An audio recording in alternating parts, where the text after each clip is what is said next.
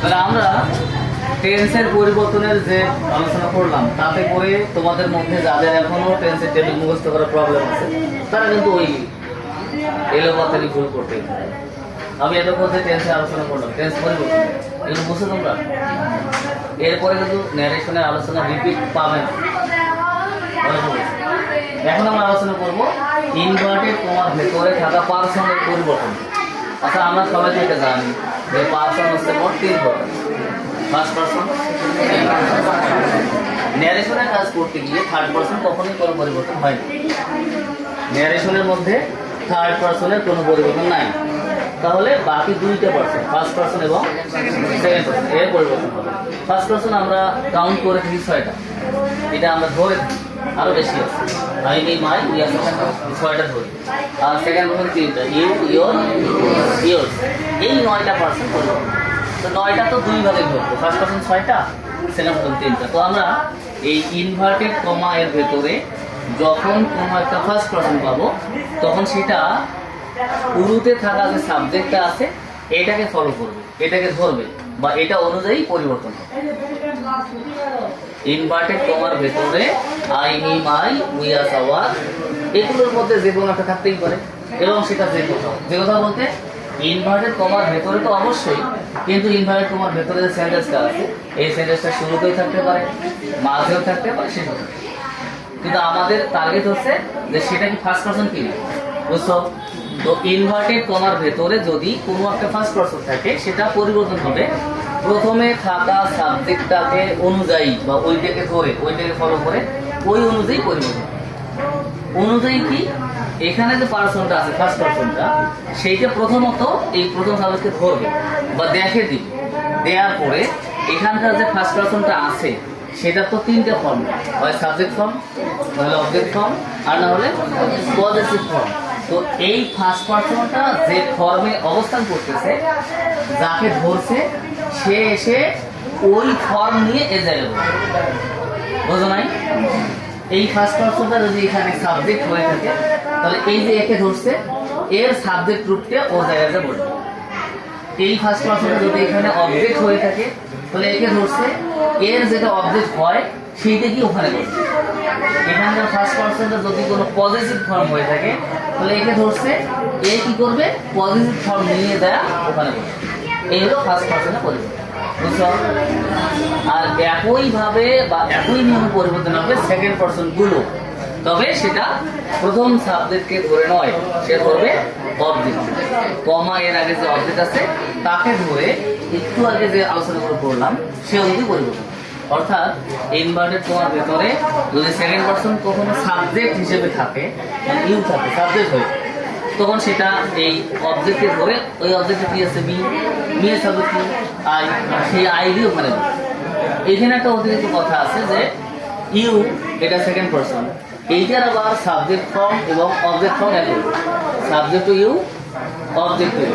তো আমরা যদি এই ইনভার্টেড কমার ভেতরে ইউ পাই, আমরা সেই ইউটা সাবজেক্টটা অবজেক্ট এটা ফাইন্ড আউট করার জন্য চিন্তা করবো যে ওই ইউটা ওই বাক্যের মূল ভার্বের আগে আছে নাকি মূল ভার্বের পরে আছে। যদি ইউটা মূল ভার্বটার আগে থাকে তাহলে সেটা অবশ্যই সাবজেক্ট, আর যদি ইউটা মূল ভার্বের পরে থাকে তাহলে সেটা হবে অবজেক্ট। তাহলে মনে করো ইনভার্টেড কমার ভেতরে ইউ আছে এবং ইউটা মূল ভার্বের আগে আছে, তাহলে এই যে অবজেক্ট এখানে আছে এই অবজেক্টটার সাবজেক্ট যেটা হওয়া দরকার সেটা হয়ে এসে এই ইউ জায়গায় বসে। আর যদি এই ইনভার্টেড কমার ভেতরে ইউটা মূল ভার্বের পরে থাকে তাহলে সেটা অবজেক্ট, তখন এই যে এখানে যে অবজেক্টটা আছে সেই অবজেক্টের হুবহু গিয়ে ওই জায়গায় বসবে, যা আছে তাই বসবে, কারণ এটা তো অবজেক্টেই, তাই না? আর যদি ইনভার্টেড কমার ভেতরে ইউটা পজিটিভ ফর্মে থাকে, ইওর ফর্মে থাকে, ইওর বা ইয়োর্স, ইওর এর আলোচনা হচ্ছে, তখন আমরা এই অবজেক্টটা যা হওয়া দরকার পজিটিভ তাই এখানে ইংলিশে বসাবো। অর্থাৎ যেমন মি যদি থাকে তাহলে মিয়ের পজিটিভ হচ্ছে মাই, তখন মাই, ইওরের জায়গায় মাই। তাহলে এই হলো আমাদের ফার্স্ট পার্সন আর সেকেন্ড পার্সনের পরিবর্তিত রূপ কোথাকার, ইনভার্টেড কমার ভেতরে। আর যদি ইনভার্টেড কমার ভেতরে কোনরূপ থার্ড পার্সন থাকে, সেটা কখনোই কোনো প্রকার পরিবর্তন হবে না। তাহলে আমরা ন্যারেশনের মধ্যে দুই প্রকার মেজর পরিবর্তনে আলোচনা করলাম। একটা হলো টেন্সের পরিবর্তন, আর হলো পার্সোনাল। এই দুইটা আমাদের হচ্ছে সামগ্রিক আলোচনা। তুমি অ্যাসার্টিভ সেন্টেন্সের ন্যারেশনে কাজ করো, যখন করবে তখন এই দুইটা জিনিসের পরিবর্তন এভাবে হবে, অর্থাৎ টেন্সের পরিবর্তন আর পার্সোনাল পরিবর্তন। যখন তুমি ইন্টারোগেটিভ সেন্টেন্সের ন্যারেশনে কাজ করবে তখনও কিন্তু এই দুইটা প্রকার জিনিসের পরিবর্তন একইভাবে হবে। আমরা এতক্ষণ টেন্স পরিবর্তন এবং পার্সন পরিবর্তনের যে আলোচনা করলাম, সেটা আমাদের ইন্টারোগেটিভ সেন্টেন্স যখন থাকবে ইনভার্টেড কমার ভেতরে একইভাবে পরিবর্তন। আবার যখন ইনভার্টেড কমার ভেতরে ইম্পারেটিভ সেন্টেন্স থাকবে, ইম্পারেটিভ, তখনও টেন্সের পরিবর্তনটা এবং পার্সনের পরিবর্তনটা একইভাবে হবে। আবার যখন আমাদের সেন্টেন্সটা ইম্পারেটিভ না হয় অপারেটিভ হবে অথবা এক্সক্লেমেটরি হবে, তখনও বা বারবার বা প্রত্যেকবার বা সবসময় টেন্সের পরিবর্তনটা একই এবং পার্সনের পরিবর্তনটা একই। অর্থাৎ তুমি যে সেন্টেন্সের ন্যারেশনের কাজই করো না কেন, টেন্স পরিবর্তন ন্যারেশনের জন্য স্যার তোমাদেরকে যেমন করে শিখাইছে সেটা সবসময় ঠিক থাকবে, আর পার্সন পরিবর্তনটা সবসময় ঠিক থাকবে।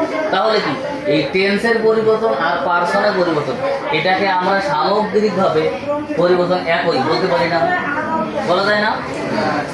এরপরে আসো, আমাদের আর কিছু পরিবর্তন আছে যে পরিবর্তনগুলো সেন্টেন্স এর পরিবর্তনের কারণে ভিন্ন ভিন্নভাবে হয়ে থাকে, ভিন্ন ভিন্নভাবে হয়ে থাকে।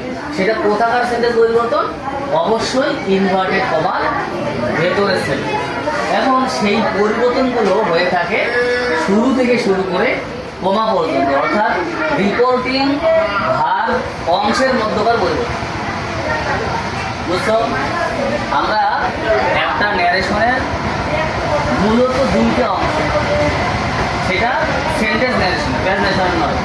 আমরা আজকে আলোচনাগুলো এত নিখুঁতভাবে কথা বলতেছি, এর কারণ হলো আমরা আজকের আলোচনার পরে অবশ্যই সেন্টেন্স ন্যারেশনের আলোচনা আর থাকবো না, আমরা প্যাজ শুরু করবো। তাই আজকে নিখুঁতভাবে আলোচনা করতেছি। একটা সেন্টেন্স ন্যারেশনের প্রধান দুইটা অংশ, শুরু থেকে শুরু করে কমা পর্যন্ত একটা অংশ, আর ইনভার্টেড কমার ভেতর একটা অংশ। তো আমরা এতক্ষণ ইনভার্টেড কমার ভেতরকার পরিবর্তনশীল যে এলিমেন্টসগুলো আছে সেগুলোর পরিবর্তন সম্পর্কে আলোচনা করলাম। এবারে পরিবর্তন হবে কোথাকার? শুরু থেকে কমা পর্যন্ত, অর্থাৎ রিপোর্টিং ভার্ব যে অংশটা আছে এর মধ্যকার কিছু বিশেষ পরিবর্তন আছে। সেগুলো হয় এই ইনভার্টেড কমার ভেতরে থাকা সেন্টেন্সটা, অর্থাৎ রিপোর্টের স্পিচের যে সেন্টেন্সটা সে অনুযায়ী ভিন্ন ভিন্ন হয়ে হয় না? অ্যাসার্টিভের বেলা একরকম হয়, ইন্টারোগেটিভের বেলা একরকম, ইম্পারেটিভের অন্যরকম, এরকম হয় না? সে আলোচনা করতেছে। যখন আমাদের এই সেন্টেন্সটা দেওয়া থাকবে অ্যাসার্টিভ, কি দেওয়া থাকবে? তুমি দাঁড়াও তো, তোমার পেছনে তোমার মনোযোগ কম কেন? হ্যাঁ, কি করে? তাহলে তুমি স্থির হয়ে থাকো, কিন্তু ওই কলম তুমি যে চানি কাটতেছো দাঁত দিয়ে, কলম টিকে মুখে দিচ্ছ, কি হলো? আর তুমি যে এরকম করতেছো, এটার জন্য দায়ী তো পুয়ার, ও তো তোমার বাড়ির ছেলে না? ও যে মনোযোগ না দিয়ে আউলমাল করতেছে তোমার পাশে, বোঝো না সেটা? ভাই হিসেবে একটা ফট করে চল লাগে, বাকিটা আমি যে কথা বলতেছি তোমাদের কারো পরিশ্রম হচ্ছে, তুমি মনোযোগ না করো। দেখো, হ্যাঁ, যখন আমাদের এই ইনভার্টেড কমার ভেতরের সেন্টেন্সটা অ্যাসার্টিভ হবে। ও আরেকটা কথা আছে, এই রিপোর্টিং ভার্ব অংশের পরিবর্তনগুলোর মধ্যে একটা পরিবর্তন আছে যেটা সামগ্রিক, মানে সব সময় একই। সেটা কি বলতো? কি সেটা? আমি অনেক আলোচনা করে দিচ্ছি। এই রিপোর্টিং ভার্ব অংশে এমন একটা উপাদান আছে যেটা সবসময় ঠিক থাকে, এরকম পরিবর্তন আছে, এটাকে বলা হয় সামগ্রিক সমান পরিবর্তন। আমরা যে সেন্টেন্সের ন্যারেশনে কাজই করি না কেন, প্রথমে থাকা সাবজেক্টটা আমরা যে সেন্টেন্সের ন্যারেশনে কাজ করি না কেন প্রথমে থাকা সাবজেক্টটা সব সময়ই ঠিক থাকে। ক্লিয়ার? এখন আসি আমরা মানে আলাদা আলাদা করে সেন্টেন্স অনুযায়ী। যখন আমাদের এটা হবে অ্যাসার্টিভ সেন্টেন্স, তখন আমার রিপোর্টিং ভার্ব সেই এবং প্রিপজিশন টু সহকারে পরিবর্তন করে সেই টু বাদ দিয়ে টোল ব্যবহার করব। এর একটা কন্ডিশন আছে। কন্ডিশন হলো যখন অবজেক্ট থাকবে, আর যদি অবজেক্টটা না থাকে তখন আবার প্রিপজিশন থাকবে না।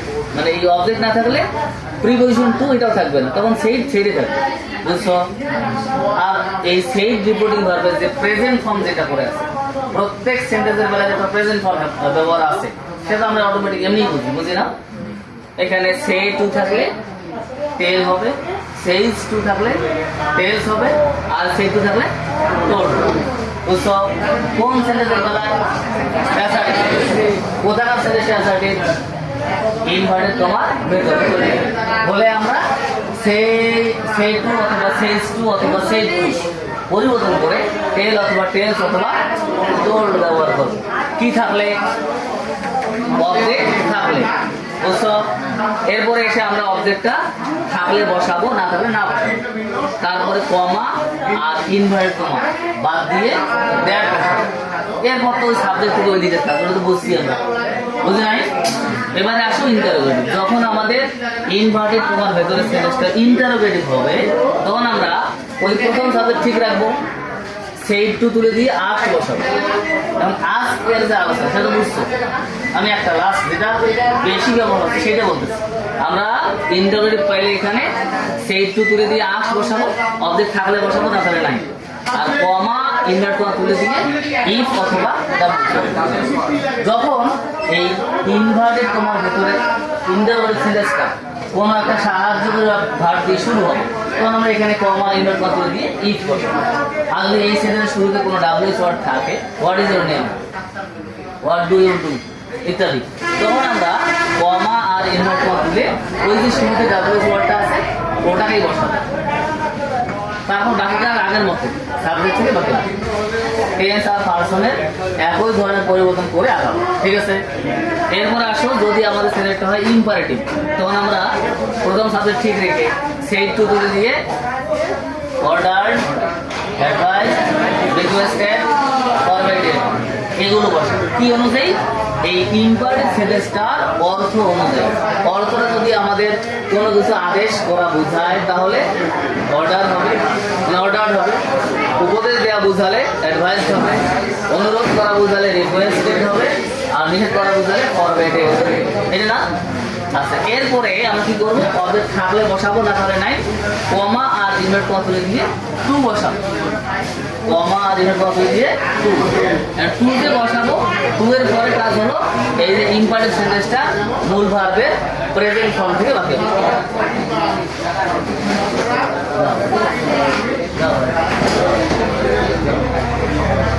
বুঝছো তোমরা? এরপরে আর একটা দুইটা অবজেক্টিভ। অবজেক্টিভ হলেও এই সেন্টেন্সটা অবজেক্টিভ হলেও শুরুর সাবজেক্ট ঠিক থাকবে, সেটু বাদ দিয়ে প্রেইজ অথবা উইশ, উইশের ব্যবহার কম। আমরা প্রেইজ ব্যবহার করি, pray, PRAY, pray present form, আর PRAYE, প্রেজ ফার্স্ট। অবজেক্ট থাকলে বসাবো, না থাকলে নাই। কমা আর ইনভার্ট কমা দিয়ে দ্যাট বসাবো। ঠিক না? তারপর বাকিটা আগের মতো সাবজেক্ট থেকে বাকি। আর যদি এক্সক্লামেশন দেয়া আছে, এটা এক্সক্লামেশন দেয়া আছে না, তাহলে এটা কি করবো? প্রথম সাবজেক্টটা ঠিক রাখবো, সেই টু বাদ দিয়ে EXCLAIMET, এক্সক্লাইম উইথ আনন্দ না এটা জয়, তারপরে অবজেক্ট বাদ থাকলেও বাদ যাবে, না তারপরে বাকি আগের মতো এই সাবজেক্ট থেকে বাকি আসো। তোমাদের কারো মনে হতে পারে স্যার ঘুররা কোথায় গেল? এই ঘুররা শব্দটা থেকে আমাদেরকে বুঝাচ্ছে যে এই সেন্টেন্সটা হচ্ছে আনন্দ প্রকাশ সেন্টেন্স বাবা, ওই শব্দটা বুঝাচ্ছে। তুমি যখন লিখছো এক্সক্লাইমড উইথ জয়, মানে আনন্দ হয়ে, আনন্দের সাথে বললো যে, তাহলে কি ওই কথাটা অপোজিট কথাটা আসে না? এই জন্য ওই শব্দটা বাদ দিতে হবে। এখন এতগুলো কথা মনে নাও রাখো, অসুবিধা নেই। তোমাকে মনে রাখতে হবে যে প্রথম উদ্বোধন করলাম, কমা ইনভার্ট কমা তুলে দ্যাট বসাইলাম। এরপরে তোমাকে নির্দেশনা দেওয়া হচ্ছে যে কাজ এই কমা ইনভার্ট কমা তুলে দ্যাট দ্যাটের পরে কাজটা হলো রিপোর্টের রিসিভের সাবজেক্ট থেকে বাদ দেবো। কি বাদ গেল না গেল সেটা দেখার টাইম নেই। সাবজেক্ট থেকে বাদ দেবো। সাবজেক্ট আছে আই টু ফার্স্ট পারসন, প্রথম সাবজেক্ট দিকে ধরে আই সাবজেক্ট যে সাবজেক্ট হি হবে, হ্যাভ আছে হ্যাড হবে। কোন মূল ভাব ঠিক থাকবে, দা ফার্স্ট প্রাইস ঠিক থাকবে।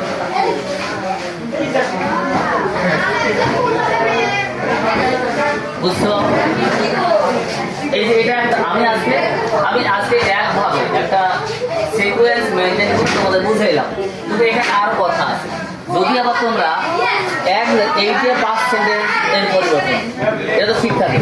আবার এই জায়গাটা 5% এর পরিবর্তন, এই জায়গাটা 5% এর পরিবর্তন, কমা ইনভার্ট দিলে কি হবে, এটা 5% এর, ওভাবে আলোচনা করা যায়। যদি তোমাদের মধ্যে যারা যারা বুঝছে তারা নিজেরাই ভিন্নভাবে আলোচনা করতে পারে, বুঝতে পারে। আমি একটা দেখাই, 5টা সেন্টেন্সের বেলায় সব সময়ই প্রথমভাবে ঠিক থাকবে। সেটু তুলে দিয়ে অ্যাসার্টিভ বলে টোল্ড, ইন্টারোগেটিভ বলে আর, ইম্পারেটিভ বলে অর্ডার, রিপ্লেস, অ্যাডভান্স ইত্যাদি, অপটেটিভ বলে প্রেজ, এক্সক্লামেটিভ বলে এক্সক্লামেটিভ বা সব। শেষ না? অবজেক্ট থাকলে থাকবে, না থাকলে থাকবে না। প্রথম 4 sentence assertive, interrogative, imperative, optative, এই 4টাতে অবজেক্ট থাকলে থাকবে, না থাকলে বাদ যাবে। শুধু এক্সক্লামেটরি বেলায় অবজেক্ট থাকলেও বাদ যাবে, না থাকলে নাই, ঠিক না? আর এখানে এসে কমা ইনভার্ট তুলে অ্যাসার্টিভে দেখ, তারপর হলো অপটেটিভে দেখ, এক্সক্লামেটরি দেখ। অ্যাসার্টিভ, অপটেটিভ, এক্সক্লামেটরি এই তিনটাতে দেখ। ইন্টারোগেটিভ হচ্ছে ইফ বা ডব্লিউএস ওয়ার্ড, আর ইম্পারেটিভ হচ্ছে টু। বলুন না সব শেষ। এরপরে বাকি সব কাজ হলো রিপোর্টেড স্পিচের সাবজেক্ট থেকে বাকি অংশ। আর রিপোর্টেড স্পিচের সাবজেক্ট থেকে বাকি অংশ বসালেই সেটা হয়ে যায় অ্যাসার্টিভ সেন্টেন্স। আর এই যে অ্যাসার্টিভ সেন্টেন্স হয় এটা হবে 4টা সেন্টেন্স, একটা বাদ দিই। বাদ কোনটা? ইম্পারেটিভ হচ্ছে, কারণ ইম্পারেটিভ সাবজেক্ট থাকে না, থাকে। সেই জন্য ওইটা মানে ইম্পারেটিভ সেন্টেন্সের ন্যারেশন যখন তুমি চেঞ্জ করবে তখন সেটা অ্যাসার্টিভ সেন্টেন্সে পরিণত হবে না, বাকি সবগুলো হবে।